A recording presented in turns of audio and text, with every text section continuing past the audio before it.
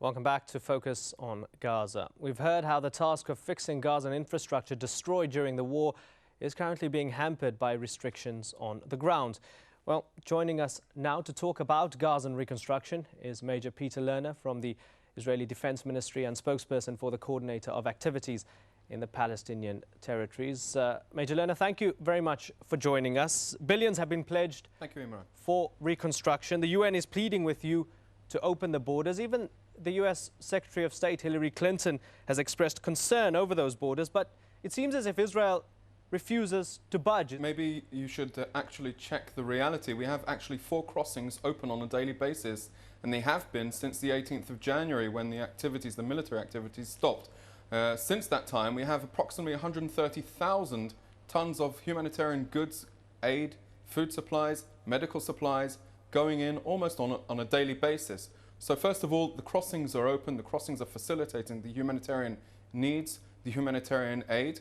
Indeed, we do have discussions at this time, together with the international community, about how the construction materials can go in and will go in. Indeed, Israel is interested in facilitating these activities. Our concern is that these materials need to reach the people at the end of the line. Hamas, unfortunately, have proven that they overtake humanitarian aid. So what are they going to do with cement? They will overthrow and take the cement and rebuild bunkers and fortifications. And this is the concern that we have. Okay, that's your concern over cement. How does Hamas benefit from other items such as pasta, hearing aids, paper, 57 boxes of toys from UNICEF for the children of Gaza? How does Hamas attack you with those items that you haven't let in? Okay, this is very superficial. These type of items and some of those, these things that you have mentioned are indeed going in through this time. There is a logistics activity going on a daily basis to channel through the goods, the basic commodities. We're not looking to give Hamas any prizes of toys. We're looking at giving the basic commodities, the food commodities, the essential needs. Major Lerner, why aren't you letting in the minimum amounts of trucks required to keep the people of Gaza alive? I would challenge that and say that today there is more goods going in that went in than went in during the Tahadiyah, the 5-month ceasefire. On a daily basis, we have the crossings open, and unfortunately, you don't seem to go and cover these crossings. How many trucks are you letting in per day? We have approximately 200 trucks per day going in. And this is, if you put it in comparison even to the Tahadiyah, the 5-month ceasefire, this is an increase. The US, so we have, the EU and the United Nations say a minimum of 500 trucks. Major Lerner, a minimum of 500 trucks are needed every day to keep the people of Gaza alive. This is from the US, the EU and the UN. 500 is the minimum. You're letting in 200. It seems as if it's a facade. What I would say about that figure, none of the international organizations have actually put any substance behind that figure of 500.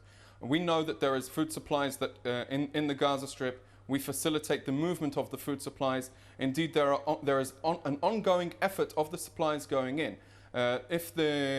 We can work together with the international community on meeting various needs. And indeed, when the issue of the pasta was raised, they were included, and they are indeed going in as a basic food commodity. We have to keep in mind that rockets are flying, Hamas is attacking us, Hamas are not letting up, and they have to pay and take responsibility for what's going on. If they want the situation to be in a normal, neighborly manner, then they have to stop firing rockets at us. Major Lerner, Human Rights Watch Executive Director Kenneth Roth said recently, Israel's blockade policy can be summed up in one word, and it's punishment, not security. The man who was angry in the report feels punished. That's why he's angry at you. If I feel cheated by my government, I put demands on my government, not on the neighboring government. This individual, I really feel for him. He should go to Hamas and say, stop what you're doing. We want to live with our neighbors. Even since Hamas was elected, between January and June, 5,000 workers were coming in on a daily basis to Israel. This is the neighborly fashion. It can be done. It can be implemented. And the people of Gaza have to demand this from the rulers of Gaza, from Hamas. Stop shooting the rockets, send Gilad Shalit back, and let us get back to a normal life. All right, Major Peter Lerner, thank you very much for your thoughts. Now, Palestinian authorities estimate 4,000 homes were destroyed during the 3-week war on Gaza and another 17,000 damaged, leaving thousands displaced and struggling to find shelter. While they wait for the pledges of aid money to come good, many families are forced to live in makeshift homes, refugee camps or tents distributed by aid agencies. We followed one, the Al-Sawarka family, as they tried to get help with their housing situation. Rebuilding Gaza begins at home.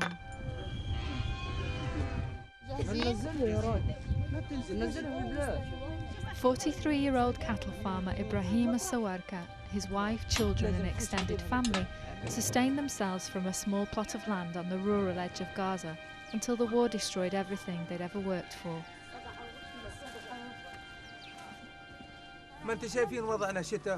You see our situation. With the rain and the cold weather, there's nowhere to put your feet. We are pulling bits and pieces from the rubble of our house to build a hut.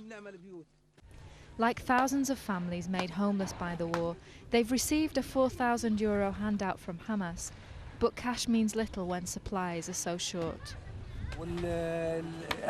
Even if they send supplies from outside Gaza, the borders are still closed.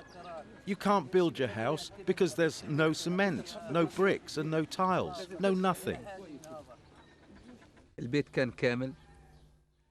We had a house with everything, water, electricity, and then came the Israeli bulldozers. Their makeshift home ever since, just a few huts with plastic sheet roofs. Now, after days of relentless rain and freezing weather, they're desperate. The worst time is at night. It's impossible to sleep with the water leaking everywhere. It's been raining non-stop and we could do nothing but cry. We were awake all night, just waiting for morning to come. It's worse than the war itself. After another sleepless night, Ibrahim resolves to get help. His priority is dry shelter for the family. An aid agency has been delivering tents to some of the homeless, so he heads into town.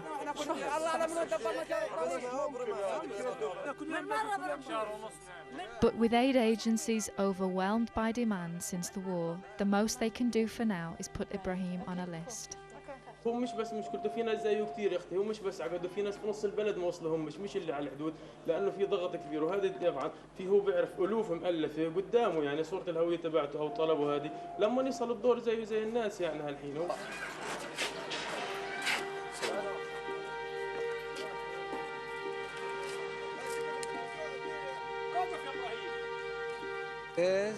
It's very upsetting that we couldn't meet the person in charge. That man can't do anything to help me. But Ibrahim can't afford to give up. He lost almost half his animals in the war. That's half of his livelihood. Now I'm going to the Agricultural Workers Union to report the loss of my cattle stock. يعني بصراحة عندي 3 دور وعندي الشهيد الوالد وعندي الحيوانات وعندي البركس تبع الحيوانات وكل لهيته هذا يعني للرقبة وبنجري من هنا هذا الفجر في المنطقة هذه وقاعد لقيت هو شرق هيك شوي احنا منو شرق تقدر تتصل عليه وتسألكم مش نسجل او كمان اليوم الساعة 2 بده يرجع للمنطقة اللي عندكم كم واحد. His hopes frustrated, Ibrahim is forced to return to the family empty-handed. While politicians debate the finer points of reconstruction, even a basic quality of life for Ibrahim and his family seems a world away. Thank you for watching. Join us again next week on Focus on Gaza.